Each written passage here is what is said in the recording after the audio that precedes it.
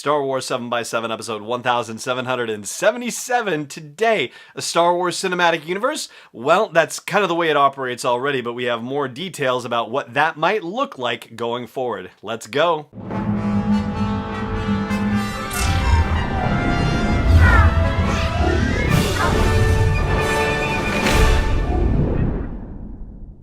Hey Rebel Rouser, I'm Alan Voivod and this is Star Wars 7x7.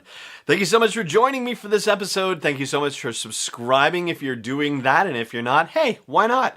And thank you also today to David Bosniak, who is a patron of the show and who actually moved up a tier as well. David, thank you so much for the vote of confidence. I really appreciate it. Every little bit helps, even, little bits of boosted confidence too.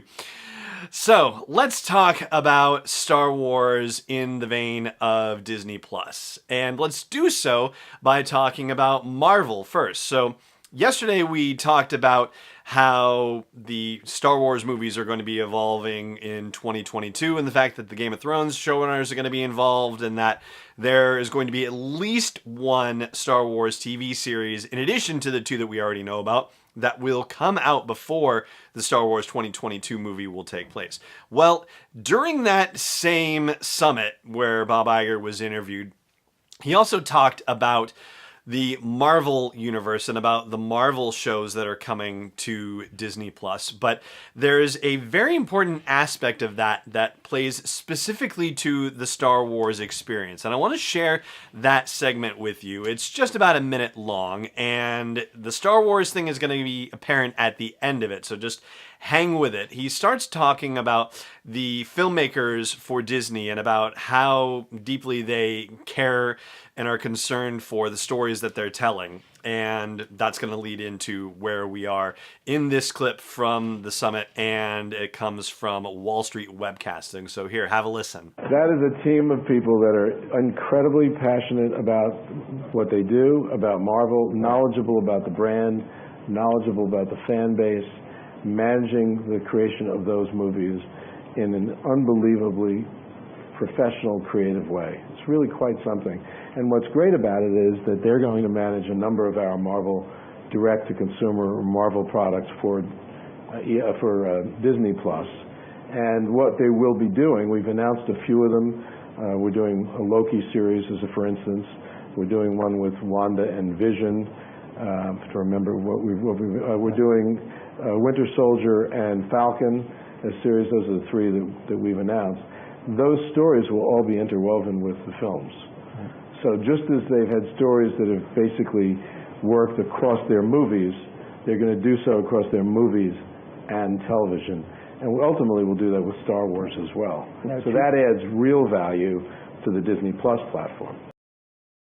And so what he is talking about here, what Bob Iger is talking about, is that the new TV series that they're doing, The Mandalorian and the as yet untitled Rogue One, Cassian Andor spinoff, and whatever other series they are thinking about right now, all of those are supposed to tie into movies. And we know that the Rogue One, Cassian Andor one kind of ties in because it's an existing character, that appeared in a movie, so there's that. The Mandalorian, we don't yet know if it ties in very directly with things. We know that it takes place within the universe. We know that the ramifications of the end of the Galactic Civil War are being felt in this series, but beyond that, we don't necessarily know how things tie in.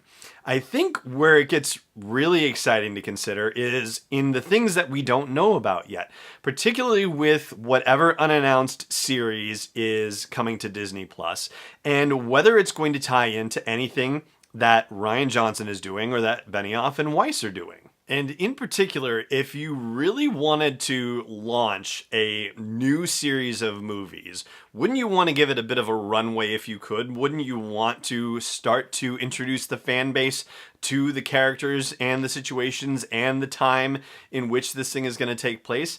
And how better to do that than with a TV series on Disney Plus? So in 2022, we could have a new live-action series on Disney Plus, and Iger has already said that we're getting at least one more, maybe more than one. But coming out before Star Wars 2022, it's a natural situation for that to have some significant tie to whatever is being created for us in 2022. So that's the kind of synergy, there's that word, that Iger seems to be referring to, and seems to be using Marvel as the example for the kind of thing that he wants to see Star Wars do with Disney+. So when you think about how the conversations that are happening about the future of Star Wars that Iger has referred to, that Kathleen Kennedy has referred to, where they've been sitting down and trying to hash out the next 10 years of Star Wars, and these conversations are going on with Benioff and Weiss, and with Jon Favreau, and with Rian Johnson, and with Steven Schiff, who is the showrunner for the Cassian Andor series.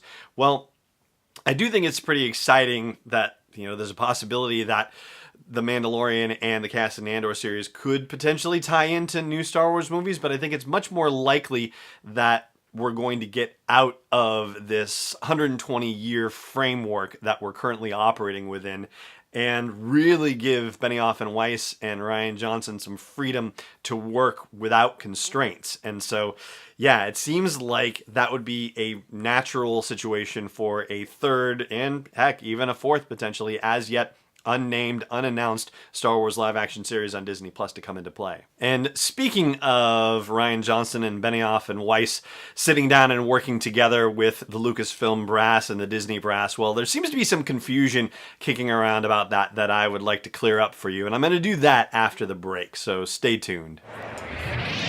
Hey there. If you're enjoying all the coverage that I'm bringing you from Star Wars Celebration and what I do every single day for you at Star Wars 7x7, I hope you'll consider putting something in the tip jar at patreon.com/SW7x7. $1, $3.27, $5.01 or more. Honestly, every little bit helps, and every little bit is just as exciting as every other little bit. Please consider supporting me in the work of delivering Star Wars stories and interviews to you on a daily basis at patreon.com/SW7x7. Hey, welcome back. So, regarding the trilogy that Rian Johnson is doing and the series that Benioff and Weiss are doing, it's been suggested, and certainly not without merit, that perhaps they are working together on one thing, because Benioff and Weiss are not directors, they are writers and they are producers, whereas Rian Johnson is a director, and so, is it possible that Benioff and Weiss could be writing something that Rian Johnson would be directing? Well, it seems like this is not the case, and the reason why I say this is because when the announcement was made about Benioff and Weiss becoming part of the Star Wars family, the press announcement, the official announcement from Lucasfilm, said that the series that they are working on is entirely separate from both the Skywalker saga and also from the trilogy that Rian Johnson is working on. Now, that doesn't necessarily mean that they won't be related to each other in some fashion, but they are absolutely, positively different situations. Rian Johnson is writing and directing the first of the trilogy that he is creating. Meanwhile, Benioff and Weiss are writing and producing on the series that they are creating. And, at what level they're writing this, well, yeah, that's obviously still up in the air. And I know that there's a little bit of concern about that, considering that there are, a lot of critical voices talking about Game of Thrones Season 8 right now, and not in the most complimentary of lights.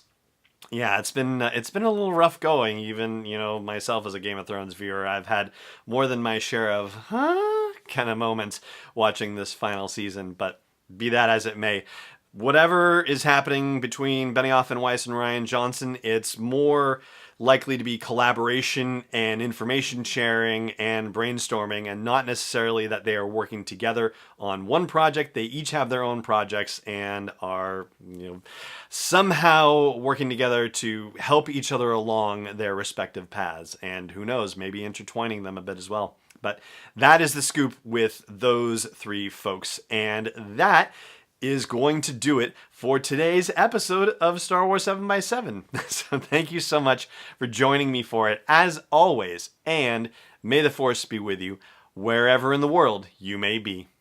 This podcast is not endorsed or sponsored yet by Lucasfilm Limited, Disney, or 20th Century Fox. It is intended for entertainment and information purposes only. Star Wars, the Star Wars logo, all names and pictures of Star Wars characters, vehicles, and any other related Star Wars items are registered trademarks and/or copyrights of Lucasfilm Limited or their respective trademark and copyright holders. May the Force be with them. All original content is copyright 2019 by Star Wars 7x7. We hope you love it.